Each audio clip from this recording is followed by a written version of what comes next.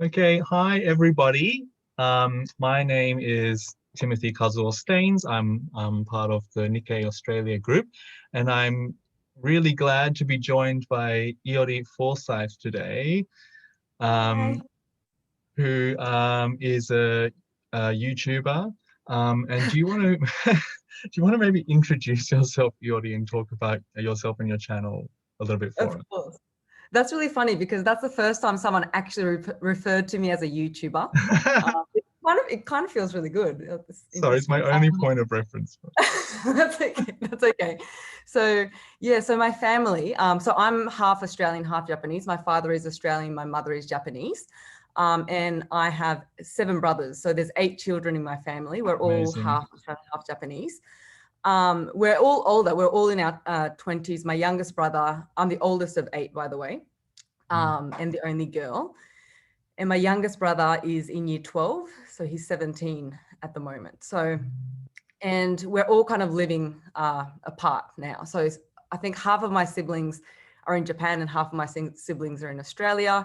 Both of my parents live in Australia. We kind of all have our own lives now, but we're all a very tight-knit family. We grew up really, really close. So when the coronavirus hit last year and we weren't really able to, see each other and do things together, we kind of decided to do a little project together, which was make a video together. And the first video that we made, which wasn't intended for YouTube at all. We didn't have YouTube in mind at the time at all. But my brothers and I actually made a surprise Mother's Day video for Mother's Day last year to surprise my mum. And then we wanted to show her, but we didn't really have any platform to put it on. So we just put it on a YouTube. We just made a channel and put it on YouTube and to show it to my mum. Yeah. And then it kind of went viral, kind of semi. People really liked it. And they kind of kept asking us to make more videos. And that's kind of where it all started. We started making videos together and we found it really, really fun. So my brothers and I really enjoyed kind of doing all these YouTube stuff together. So it kind of happened by accident almost. We weren't meaning to become a YouTuber, but people liked what we were doing and we really enjoyed filming and editing and things like that. So now we're almost up to our 1-year anniversary and we're almost hitting our 50,000 followers, which is really exciting. So yeah, we're posting videos every week now and it's really fun. Yeah. And so over the course of the year, like, what do you think your sort of main intentions behind the channel are? What do you want the channel to achieve? So we have 2 main goals for our channel, and one is to be a bridge between Japan and Australia. So we're really, really connected to both of our roots in Japan and Australia. And we all find passion in kind of promoting both of our cultures to everyone. Our 80% of our viewers are Japanese. So our channel is completely, we're talking 90% Japanese, pretty much all Japanese really. And our viewers are Japanese. So primarily we're really talking to our Japanese audience about Australian culture, about our lives in Australia, what it's like being half Australian, what it's like being bilingual and things like that.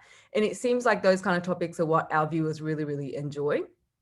I think most of our viewers are Japanese people who like foreign countries, who maybe live overseas, maybe they're married to foreign husbands, they have half children, or they're half Japanese themselves. So it seems like our viewers are all kind of connect to us in that way. So they really enjoy kind of our content, which is kind of tailored towards those, being hafu, growing up as hafu, kind of talking about Australia. Some of my brothers live in Australia. I just moved to Australia 4 days ago, so I'm in hotel quarantine at the moment, as you can see.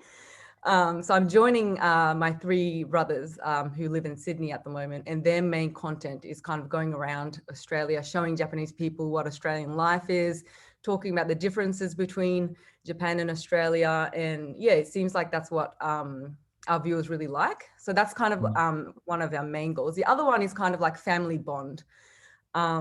We're, as I said, we're a really tight-knit family and we're really, really close, and we talk about everything and anything together. And we really show that in our videos. And I think that's what people really like. They really see our connection in the video and they really like seeing it. And we get a lot of comments saying, you know, we get a really warm feeling when we see your interactions in the videos. So people like seeing us for that reason as well. So I think that's our main two goals, is the kind of the Australia-Japanese culture side, and also the family bond side as well.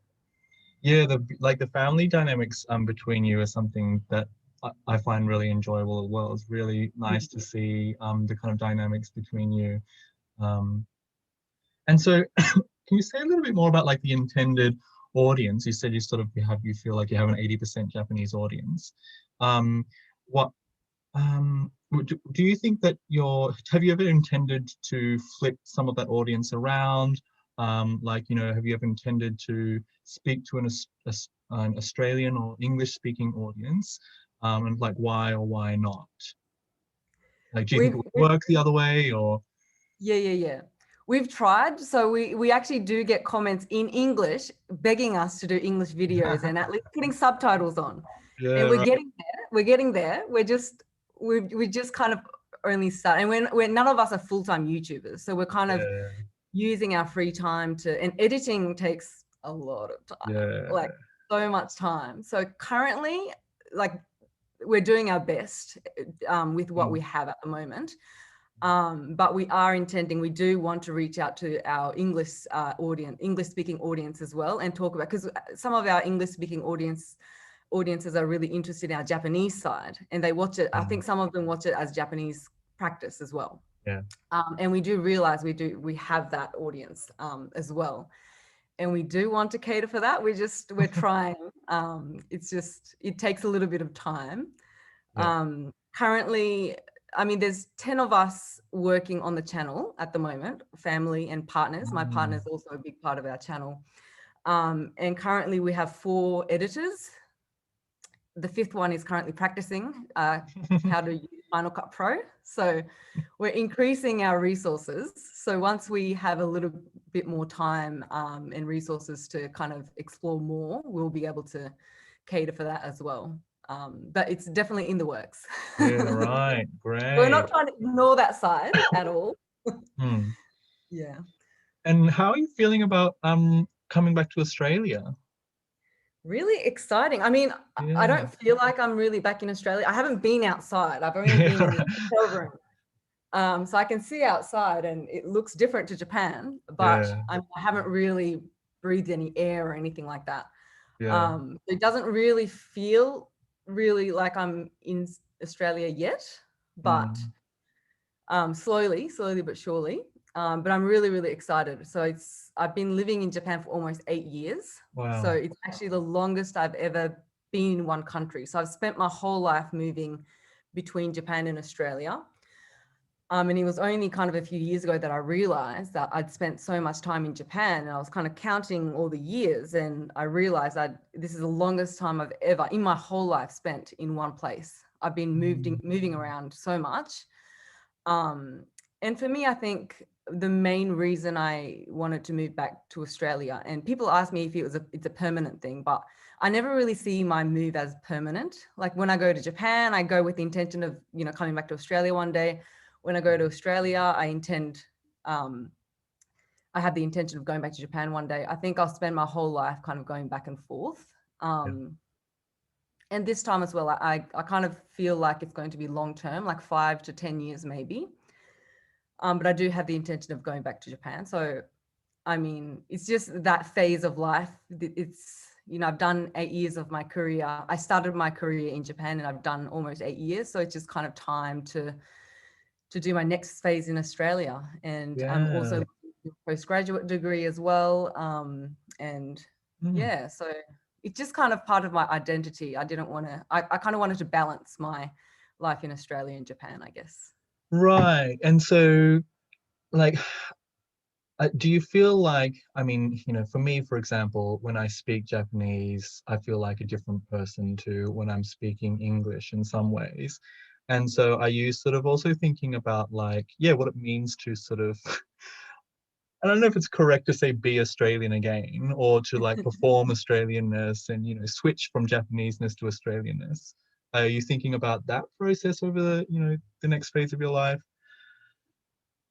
Yeah, I think that's part of that as well. And that's interesting that you say about, you know, switching personalities and feeling like a different person speaking the different language. Because I feel really like I feel the same actually when I'm speaking in Japanese and when I'm speaking in English. I feel like my personality changes a little bit.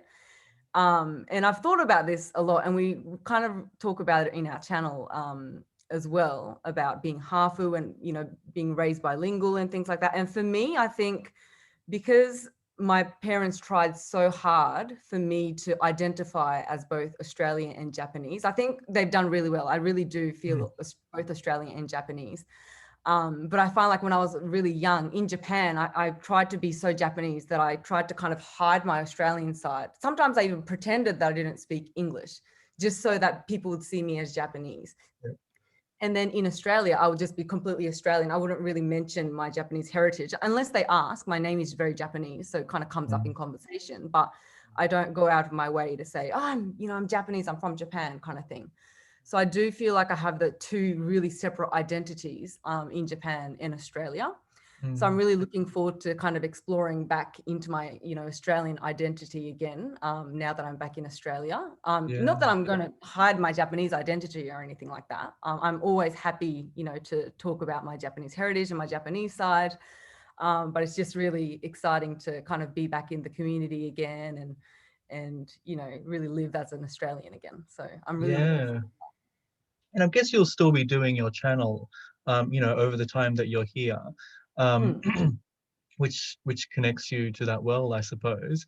Do you have any kind of like connections to Japanese community here, or you know, even just friends who are Japanese when you are in Australia? It's really interesting actually when we first connected, and I didn't really know about the Nikkei Australia community at all to start off with, because I grew up in a very small community both in Japan and Australia. And to be honest, I never grew up with people with a similar background as me. So in Japan, I was in a very small community in Hiroshima. We were the only gaijins there. There were no half children. We were just yeah, we were just very obvious looking because we looked different. We were a big family. We're very loud. We're just medatsu, very. And in Australia, I grew up on the Sunshine Coast, which is just north of Brisbane. Very white community. And I mean, multicultural, but very Australian. And I didn't know anyone who had a Japanese heritage there. So I never really grew up in a community where there were Australians in Japan or Japanese in Australia. And it wasn't until I moved to Tokyo 7 years ago that I kind of met other Hafu people. And that was the first time I ever felt really like I felt like not that I didn't feel like I belonged anywhere, but I just felt like I was really comfortable with where I was, because I just found a community of other like-minded Hafu people who have like the same kind of background as me. And that was the first time I ever felt like there was a community of like a third culture. They weren't all necessarily Japanese Australians. Sometimes they were Japanese Americans, Japanese Canadians. But I feel like I really connected with them more than I ever connected with like all of my Japanese friends or all of my Australian friends. It was a very different connection. So to be honest, that was the first time and only time I ever really had a community of people who had a similar background as me. So in terms of Sydney, this is the first time I'm ever going to be living in Sydney. So I actually don't have any friends yet. I don't know anyone. So I'm really looking forward to meeting fellow Nikkei Australians. That's I'm really we can hang out with us for sure. Yeah, please. I would love to. It's a pretty kind of dispersed group. A lot of us have connections to different kinds of Japanese community in Sydney. But I think that what you were saying about the Hafu in Japan is so interesting, because I had that moment as well in Japan. I connected to people online, and then I met Hafu Japanese in Japan, and it was really great just to be in the presence of other people that looked like yourself, which is kind of like a weird, I mean, you kind of grew up with a lot of people that looked like you because of your brother. Well, yeah, we were all related, so we all look the same, but but I mean, and it's kind of unique, I think, that in Japan that exists, whereas in Sydney, I haven't had the same experience, but maybe also because I just sort of lost interest in sort of those kinds of Facebook groups after a certain time. And when they were starting to emerge, like half Asian Facebook groups were starting to emerge, I'm already a little bit older. And I've already had that experience in Japan. But yeah, I mean, it's interesting that Japan has these kind of conditions for that half-food community. Yeah. And what do you think about the term Nikkei, by the way? It's interesting. I never really considered myself as Nikkei because I really looked into the term Nikkei only recently, because in my mind, the image I had of the term Nikkei were Japanese descendants. So people of Japanese heritage who kind of lived abroad. And I mean, my image was that they didn't really have Japanese citizenship anymore. They just had the descendant Japanese heritage, but they kind of had their new life in a foreign country. That was kind of my image I had of the term Nikkei. And for me, because I grew up in Japan, I have Japanese citizenship, my mum is Japanese, I felt Japanese. I kind of thought, oh, you know, I'm not Nikkei, I'm Japanese. I'm Nihonjin, not Nikkei kind of thing. I had that kind of image. But as I grew older, I realized it kind of, Nikkei, you make it what it is. Like if you feel like you're a Nikkei, you can be a Nikkei kind of thing.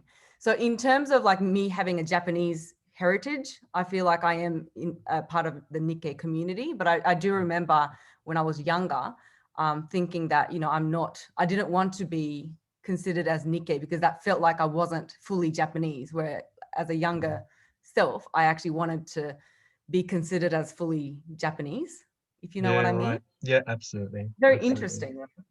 Yeah, it's not a very common term even here. We use it for various reasons to connect to like the pre-war migration in Australia, which there aren't many people descended from that heritage.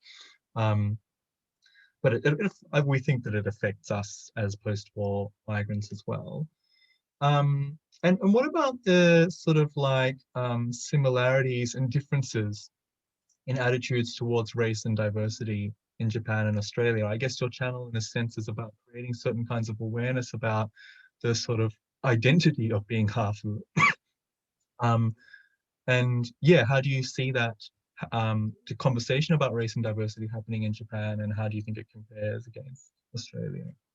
Yeah, it's really interesting when it comes to race and diversity, because I think it really depends also on where you grow up and almost how you look, what you look like as well. Because for me, I feel like, you know, sometimes compared to other hafu, I probably look a little bit more Western. I'm more on the white side of hafu. I get told anyway. Okay. And because of that, in Japan, I get considered like when they at first glance, they see me as completely gaijin. They don't see the Japanese side.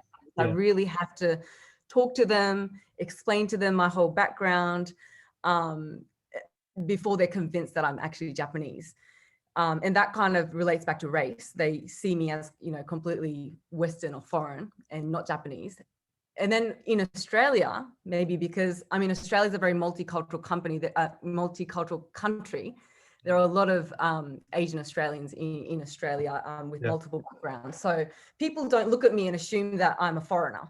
They would assume that I'm Australian. It's not until they hear my name, very exotic Japanese name, samurai name, that they kind of ask me, you know, where my name is from, and I tell them about my Japanese side, and they're like, oh, wow, I had no idea. You don't really look Japanese. So I had very different experiences when it came to race in Japan and Australia, which kind of, I think, was a big part of my identity as well. I do talk about it in my channel about going through an identity crisis at a young age. I didn't really know if I belonged anywhere, and you know, where am I from? Who am I? Kind of thing. All those kind of you know, identity crises that a lot of mixed race people go through. So that was a really interesting experience when it, you know, comes to race and things like that. And another I guess topic recently that kind of came up that made me really think was the whole Asian hate things. And a lot of people ask me about that, you know, how, like, what kind of experiences you have and how do you feel about it? And for me, like, to be honest, I didn't I didn't really know how to respond, because to be honest, like as I said, in Australia, I never really was considered as Asian. They didn't really see me as Asian. And that was all because of how I looked. And that kind of made me feel a bit strange, because even though I feel completely Japanese, but because I don't look completely Japanese, like I didn't experience the same kind of things as other, fellow maybe Asian looking half or my Asian friends that live overseas. So that was kind of like a really interesting experience for me as well, going through that phase and kind of connecting with that movement as well. So yeah, like I really think it depends when it comes to identity and race and things like that. I feel like it really depends on each individual and maybe how they look, where they grow up, what language they speak, which culture they connect to, and things like that. Yeah, wow. And do you have like a sense of like how your experience is relative to some of your brothers as well? Like, I know you have a lot of brothers, but like, can you compare some of your experience of that to what your brothers might have experienced, maybe? So when we lived in Japan, I remember like as I said, we grew up in a really small community in Hiroshima. We didn't really have any foreigners around. So it was really nice to have my brothers around. We all went to the same school. We all kind of lived in the same community. We had same friends and things like that. So it was really good to have them around to talk to them about the experiences that we were having. Because, sometimes we did go through really bad experiences with, little kids saying things to us and things like that. So it was really good to have someone that, have brothers around me that really understood what I was going through. I wasn't really suffering alone, and my brothers weren't suffering alone. We were all kind of in it together and things like that. So that was really, really good. But I think we all, even though we all have very similar upbringings, we did grow up really differently. I think our identities are quite different as well, because we have 8 children. We all went through kind of different phases of my parents' parenting styles, and because I'm the oldest, I think I got the best end of the stick. I literally spent half of my life in Australia, half of my life in Japan. I spent a very balanced school life in Australia and Japan. And I think I'm probably the most bilingual out of my siblings. And the younger my brothers get, I think they're more skewed towards one culture or the other. They spent a little bit more time in one culture or the other. So it's only kind of out of 8 children, only 4 of us, the top 4, kind of experienced, I guess we'd call study abroad. So we would be living in Japan, and my parents would be kind of send us away to Australia, and we would live with a host family, much like other kind of Japanese students. We would go as an Australian citizen, but we would go through the study abroad system, and we'd live with other families kind of thing and experience Australian school. But my younger 4 brothers, they kind of never left home. They're always with my family. My mum moved to Australia 6 years ago. So my youngest 4 brothers, they didn't really have any exposure to Australia until they moved to Australia. So they have a very different kind of, I think they have a very different kind of identity to me. And just even looking at my brothers, they all see themselves very differently. One brother, my youngest brother, I feel like he has this really, he left Japan when he was 10, or maybe he was younger, maybe 8 or something. So his image of Japan is like his 8-year-old image of, really fun primary school. And he hasn't really been back since then. And and I think he really, really wants to go back, and he has this really strong image of, him, I'm meant to be in Japan, I'm meant to be in Japan. Whereas I see my other brothers, and they're really blending into the Australian culture, and they don't really have, they do speak Japanese and they have connection, but they don't have that really strong desire to go back to Japan anytime soon kind of thing. So I think it's, different personality things, but also, just how they grow up, how they connect to the different cultures and things like that. It's really different just seeing, how all of my brothers kind of see that all differently. Yeah, that's fascinating. That's fascinating. I can see why you could have a whole YouTube channel dedicated to all your different experiences. Like, it's incredibly fascinating. You must be really looking forward to reconnecting with your brothers here in Sydney there, because some of them live in Sydney, is that right? Yeah, so 3 of my brothers live in Sydney, and they're all living together. So I'll be living with them as well. So 4 of Oh, us will be living wow. in one apartment, which will be really, really fun. Yeah. It's going to be really interesting because I haven't lived with them for so long. Like I left Yeah. home when I finished high school to go to uni, and my youngest brother hadn't even started primary school yet at that time. So I haven't lived with them for, well, I'm 31 now, and I left Yeah. when I was 18. So how long is that? It's very, very long. So the Yeah. last time I lived with my brothers, we were all in primary school, junior high school kind of thing. So it's going to be really different living with them as an adult. So Yeah. I'm really looking forward to it. I'm kind of nervous as well. I don't want to like fight and like butt heads and things like that. I'm really worried that, you know, we all have very strong personalities. So Yeah, I hope we don't clash. yeah. I think it'll be okay, but Oh, it'll because be great. if we clash, it's going to affect our YouTube channel. Yeah. I'm sure it'll be great. Well, I'm really looking forward to, hopefully we can stay connected, and I really want to know what you think of Sydney, especially how kind of like the Asian presence is in Sydney as well, and what it's like for you. So yeah, well, thank you so much for talking to me today. Hopefully we can keep talking, and good luck with the rest of your quarantine as well. Thank you. Thank you. And I think third of the way there. yeah, So far so good, so it should be okay. But yeah, definitely I'm very keen to keep in touch, and once I'm out of quarantine and kind of settled in Sydney, I'd be, I'd love to kind of catch up with you over a coffee and things like that. yeah, So great. I have no other friends, so please be my friend. Yeah, yeah, for sure, for sure. All of us will be really keen to meet you. So Thank you. thank you so much. Thank you so much. It was lovely speaking to you, and Likewise. definitely keep in touch. Yeah, thank you so much.